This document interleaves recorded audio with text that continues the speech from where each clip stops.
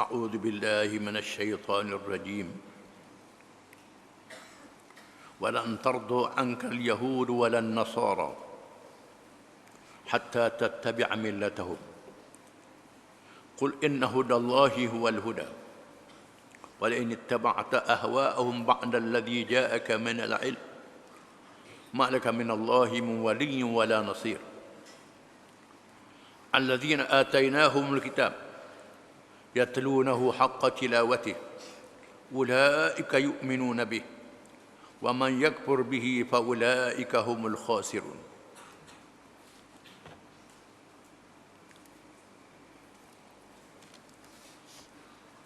Maksudnya, orang-orang Yahudi dan Nasara, Kristian, tidak sekali-kali akan bersetuju atau suka kepada wahai Muhammad sallallahu alaihi wasallam, sehingga engkau meniru agama mereka yang telah terpesong itu.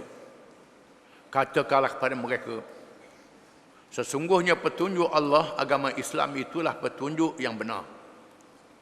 Dan demi sesungguhnya, jika engkau menurut kehendak hawa nafsu mereka, sesudah datangnya wahyu yang memberi pengetahuan kepadamu tentang kebenaran, maka tiadalah engkau akan peroleh dari Allah sesuatu pun yang dapat mengawal dan memberi pertolongan kepadamu.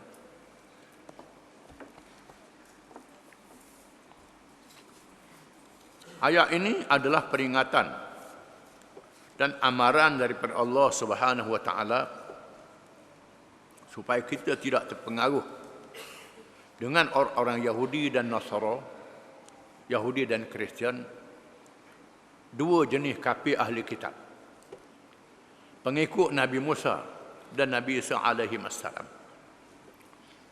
Mereka sudah seleweng daripada kitab Allah, Taurah dan Injil, seleweng daripada ajaran Rasul mereka, Nabi-Nabi Bani Israel alaihi wassalatu wassalam. Walaupun demikian, umat Islam disuruh berdakwah, mengajak golongan ahli kitab ini masuk Islam, balik pada kebenaran. Inilah ajaran Rasul, ajaran kitab Taurah dan Injil. Bila mari Quran, diturunkan Quran, mereka kena ikut Quran. Mesti ajak mereka. Dan disuruh kita berdamai dengan mereka. Dan Nabi berdamai dengan Yahudi dan Kristian. Dan Nabi mengadakan hubungan muamalah dengan Yahudi dan Kristian. Berhutang dengan Yahudi. Bergadar dengan Yahudi. Muamalah dengan Yahudi. Tujuannya bukan kerana nak duit. Ada sahabat-sahabat yang lebih kaya daripada orang Yahudi pun ada. Tetapi tujuannya untuk menarik mereka kepada Islam. Di mana Yahudi dan Kristian ini juga tunjuk baik dengan Nabi dan sahabat-sahabat. Sampai hari ini tunjuk baik dengan orang Islam. Yahudi dan Kristian tunjuk baik. Allah Ta'ala memberi peringatan, walaupun mereka tunjuk baik dengan orang Islam, sebenarnya mereka tidak redha dengan orang Islam, sehingga orang Islam tinggal agama Islam, masuk agama mereka. Ataupun sekurang-kurangnya murtad, meninggalkan Islam ini, baru mereka suka, mereka redha. Selagi kita pegang dengan Islam, sama itulah mereka tidak akan redha pada kita. Hatta tattabi'a millatahum, sehingga kamu ikut agama mereka. Engkau ikut agama mereka, baru mereka redha. Nak suruh mereka redha tak boleh. Ada kalangan kita ni terlalu lemah semangat, ikut arus. Ikut arus orang kafir, ikut arus orang Yahudi dan Kristian. Yahudi Kristian ni hak kafir baiklah, lain dengan kafir musyrikin. Itu pun tak boleh ikut arus dia. Bahaya kita dengan pegangan agama kita sendiri. Ini Allah Ta'ala beri amaran, mereka tidak akan redha pada kita. Sehingga ada orang Islam sanggup meninggalkan perintah agama dia sendiri kerana nak ambil hati orang Yahudi dan Kristian. Hatta tattabi'a millatahum, sehingga kamu ikut agama mereka, ajaran mereka. Qul inna hudallahi huwal huda, katakanlah wahai Muhammad sallallahu alaihi wasallam, petunjuk Allah itulah petunjuk yang sebenar. Itulah as-siratal mustaqim yang kamu minta ihdinas siratal mustaqim, tiap-tiap rakaat semayang, iaitulah Al-Quranul Karim. Petunjuk Allah Ta'ala, petunjuk yang sebenar. Kalau ada petunjuk dalam Quran, jangan ikut petunjuk yang lain. Salah, tak boleh. Di sinilah Khulafa' Rasyidin yang memerintah negara. Selepas wafatnya Nabi SAW, Sayyidina Bakar, Sayyidina Umar. Bakar Umar ni dia tak apa Quran. Kerana sibuk dengan urusan yang lain. Ada sahabat yang hafal Quran, Sayyidina Uthman, Sayyidina Ali, Abdullah bin Mas'ud, Abu Musa al-Ash'ari, Abdullah bin Umar dan lain-lain, ini hafal Quran. Abu Bakar dengan Umar dia tak hafal Quran kerana sibuk, bukan tak apa habis. Dia ingat juga surah Quran tu. Oleh kerana itulah dalam masa memerintah negara Sayyidina Abu Bakar, bila ada sesuatu masalah, kalau dia tahu sudah ada dalil dalam Quran, dia terus ikut Quran itu. Kalau tak jumpa, dia bangun dalam masjid. Tanya orang ramai. Tanya sahabat-sahabat yang hadir. Ada ke kalangan kamu yang ingat mana-mana ayat Quran yang berkait dengan masalah ini? Dia tanya orang. Tanya Quran dulu. Sehingga adalah orang yang ingat sebut ayat-ayatnya begian-begian. Lalu diikutnya. Ini caranya.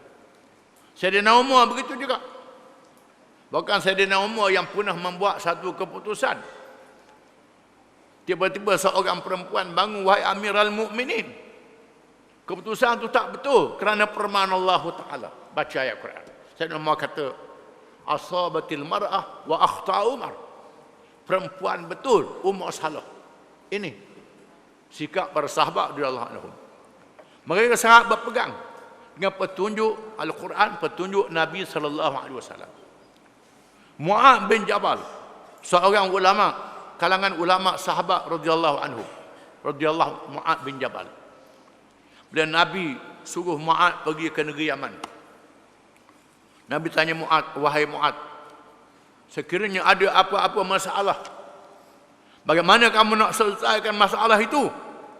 Jawab Mu'ad, saya selesaikan dengan kitab Allah, dengan Quran. Kalau tak ada dalam kitab Allah, bagaimana? Dengan hadis Rasulullah.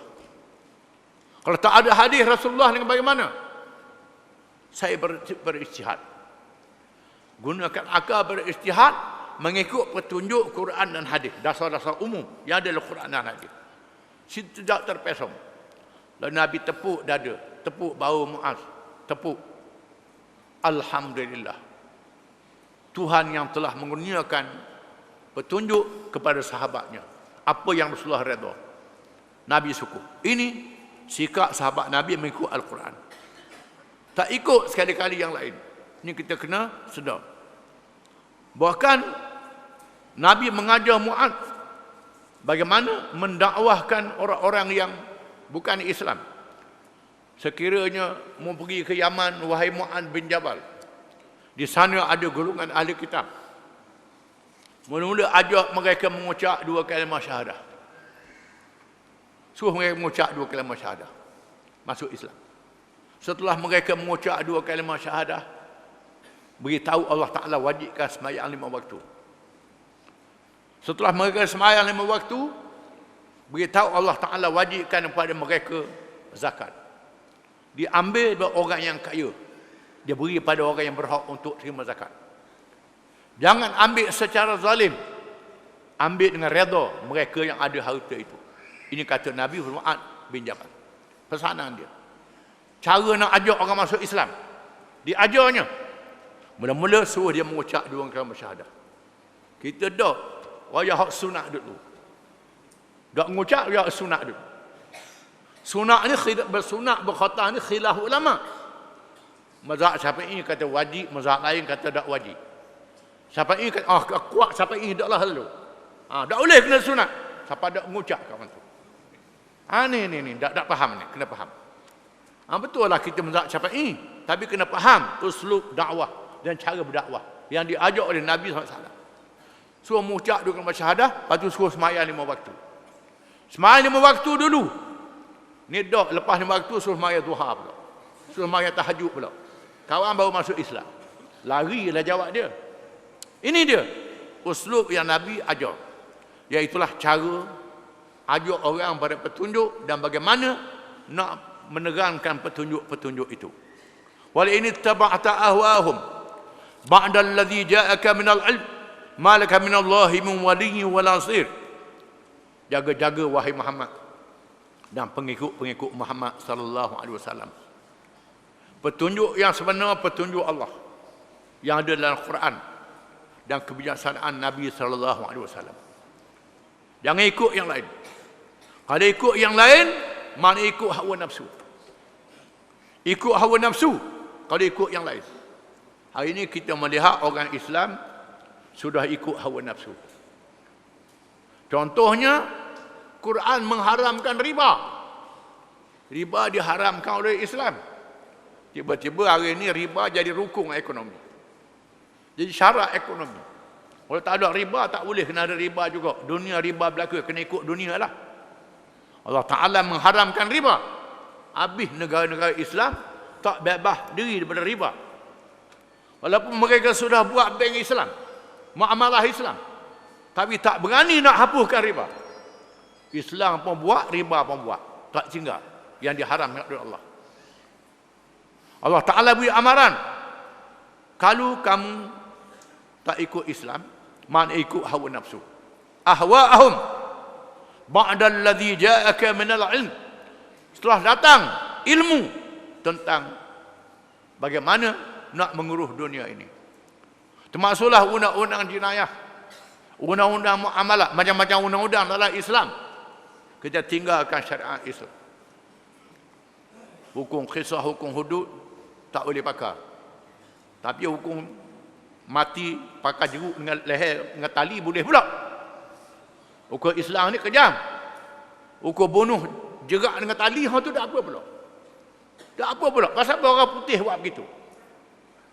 Terpengaruh dengan orang yang bukan Islam. Kalau hak Islam ni tak molek. Orang bukan Islam uduh macam mana pun molek. Ini ikut hawa nafsu. Sekiranya kamu ikut hawa nafsu telah datang keterangan ilmu daripada Allah. Malaka minallahi min waliyyin wala nasir.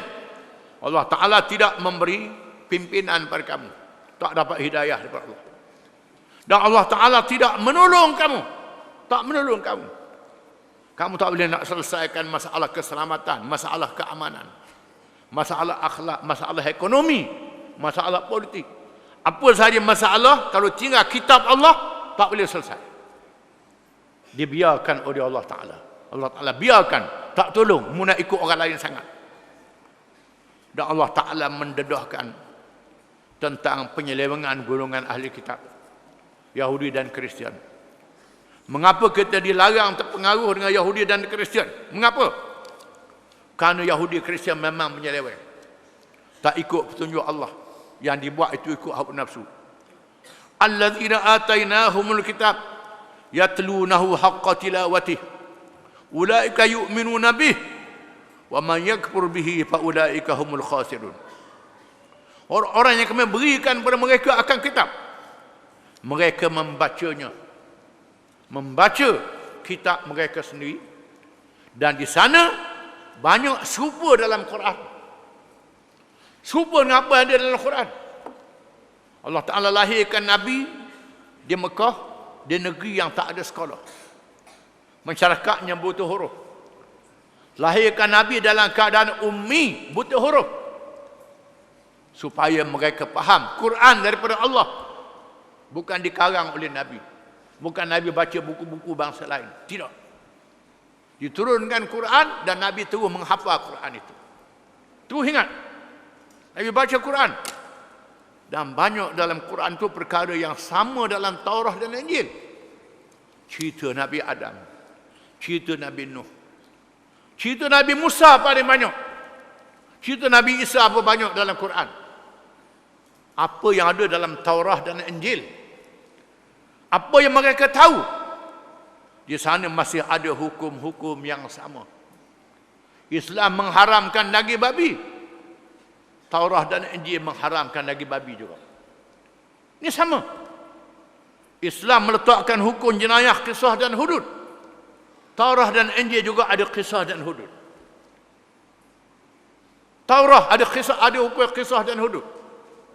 Orang Kristian disuruh beramal dengan Injil dan Taurat.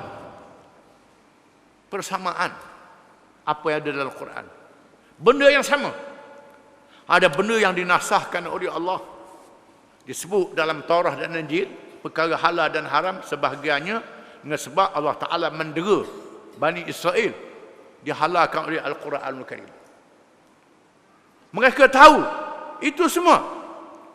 Yatluna haqqa tilawati ulaika yu'minuna bih. Mereka percaya. Wa man yakfur bihi fa ulaika humul khasirun. Dan sesiapa yang kufur, yang tak percaya dengan apa yang dibawa oleh Nabi Muhammad SAW, mereka adalah orang-orang yang rugi. Bila Sayyidina Umar tertarik dengan cerita-cerita ulama-ulama Bani Israel, cerita Nabi-Nabi zaman dulu, lebih berapa yang ada dalam Quran. Di antaranya ada yang sama dengan Quran. Antaranya ada tambahan. Yang tambahannya ada betul, ada salah. Oleh kerana cerita ni menarik, mama kita suka dengar cerita ni. Saya nak minta nak tulis, nak catat apa yang ahli kitab tulis. Ahli kitab sebut. Nabi kata jangan. Tak cukup lagi ke dengan Quran? Tak cukup lagi ke dengan apa yang aku terang pada kamu? Quran jelas dan nyata, Muhammad jelas dan nyata. Nabi kata wallazi nafsi biyadihi la yasma'u bi ahadun min hadhihi al-ummah yahudiyyun wala nasriyyun thumma la yu'minu bi illa dakhala an-nar.